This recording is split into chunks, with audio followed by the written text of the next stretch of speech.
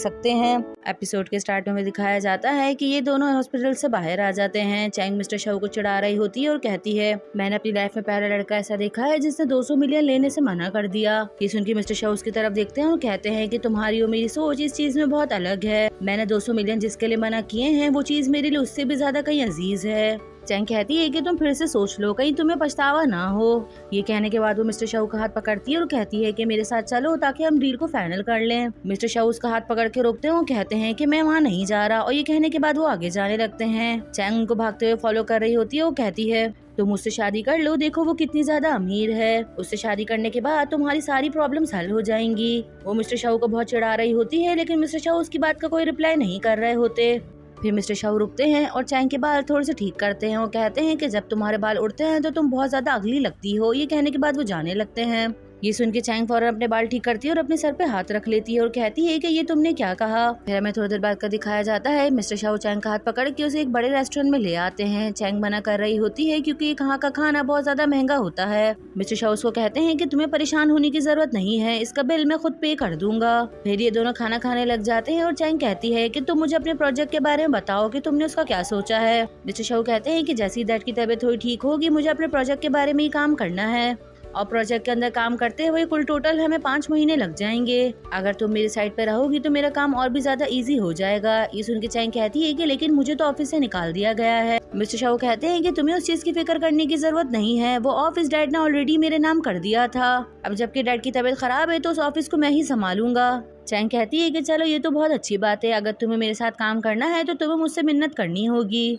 ये सुन के mister Shao Chang को देखने लगते हैं और कहते हैं कि मैं तुमसे मिन्नत करता हूँ, जिस पे चैंग हंस जाती है और कहती है कि मैं तुमसे मजाक कर रही हूँ, ऐसी कोई बात नहीं है। इस प्रोजेक्ट का ख्वाब हम दोनों ने मिलकर देखा था तो हम दोनों मिलकर ही इसको कंप्लीट करेंगे। फिर नेक्स्ट हमें 5 मंथ्स के बाद का दिखाया जाता है। ये लोग सब ऑफिस से काम करके बाहर आ रहे होते हैं और ये सभी काफी ज्यादा थके हुए होते हैं। इन लोगों का प्रोजेक्ट आज कंप्लीट हो जाता है और इस चीज की इन लोगों को बहुत ज्यादा खुशी होती है। मिस्टर शाओ और चैंग बेस्ट फ्रेंड बन जाते हैं। फिर ये दोनों जा रहे होते हैं तो मिस्टर शाओ कहते हैं, क्या तुम मेरे साथ डिनर पे चलोगी? ये सुन के चैंग कहती है, क्या मैंने तुम्हें कभी मना किया है? ये सुन के मिस्टर शाओ मुस्कुरा रहे होते हैं और फिर वो चैंग से पूछते हैं कि तुमने शादी के बारे में क्या सोचा है। चैंग कहती है कि शादी करने के लिए तो अभी मेरे पास कोई है ही नहीं, और जहाँ तक बात रही फियांसे बनने की तो उसका एक्सपीरियंस मेरे लिए अच्छा नहीं रहा। मिस्टर शाओ कहते हैं कि इसमें कोई बड़ी बात नहीं है, इंसान अपनी गलतियों से ही सीखता है कि उसको किस तरह से आगे बढ़ना है। और जब से तुम्हारा मिस्टर रैन से ब्रेकअप हुआ है तो तुम्हें देख के तो बहुत अच्छा लग रहा है, ऐसा लगता है कि तुम काफी आगे बढ़ गई हो। चैंग कहती है कि अब जबकि तुम्हारा प्रोजेक्ट खत्म हो चुका है तो तुमने आगे क्या सोचा है? मिस्टर शाओ कहते हैं कि मैंने अभी तो सिर्फ इतना ही सोचा है कि अपने डैड का ऑफिस संभालना है और उसके बाद अपने क्रश से शादी करना है, अगर वो मान जाए। ये बात सुन के चैंग थोड़ा हैरान होती है क्योंकि ये बात बहुत अच्छे से जानती है कि मिस्टर शाओ मेरी ही बात कर रहे हैं। चैंग कहती है कि चलो ये तो बहुत अच्छी बात है। फिर ये दोनों आके गाड़ी में बैठ जाते हैं। चैंग कहती है कि ये तो वही कार है ना जिस कार में मैंने फर्स्ट टाइम तुम्हें देखा था। मिस्टर शाओ कहते हैं कि हाँ ये वही कार है जिसमें मैंने तुम्हें बैठने के लिए बोला था, मगर तुम साफ मना करके वहाँ से चली गई थी। चैंग हंस रही होती है। मिस्टर शाओ बताते हैं कि मेरे डैड ने गुस्से में आके मुझसे घर और गाड़ी सब चीजें ले ली थी, लेकिन अब जबकि वो हमारे प्रोजेक्ट को देख के बहुत खुश हैं तो उन्होंने मुझे मेरी कार वापसी कर दी है।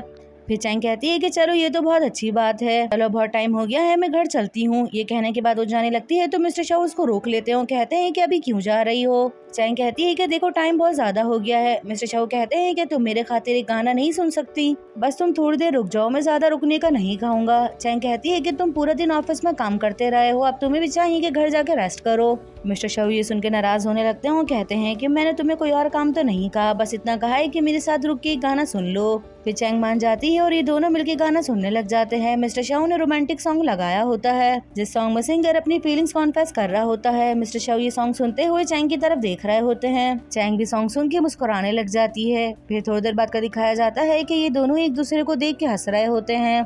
फिर हमें नेक्स्ट डे का दिखाया जाता है। वीकेंड होता है और ये दोनों बातें करते हुए आ रहे होते हैं। मिस्टर शाओ अपनी कुलीग के बारे में बातें कर रहे होते हैं और कहते हैं कि ये दोनों एक दूसरे से कितनी मोहब्बत करते हैं, इनका प्यार कितना ज्यादा ब्यूटीफुल है। चैंग कहती है कि तुम ठीक कह रहे हो, इन दोनों ने एक साथ बहुत सारी प्रॉब्लम्स को सॉल्व किया है और वो जो लास्ट प्रॉब्लम आई थी उसकी वजह से तो इन दोनों का ब्रेकअप होते होते बचा है, लेकिन अभी तक ये दोनों साथ हैं, इसको कहते हैं सच्चा प्यार। मिस्टर शाओ चैंग की बातें सुन के थोड़ी इमोशनल हो जाते हैं तो वो उससे कहते हैं क्या तुम थोड़ी देर यहाँ पे रुकोगी? चैंग ये सुन के रुक जाती है और उनसे कहती है क्या तुम्हारा फिर से चीखने का दिल कर रहा है? मिस्टर शाओ ये सुनने के बाद बिल्कुल सीरियस हो जाते हैं और इसको कोई रिप्लाई नहीं करते।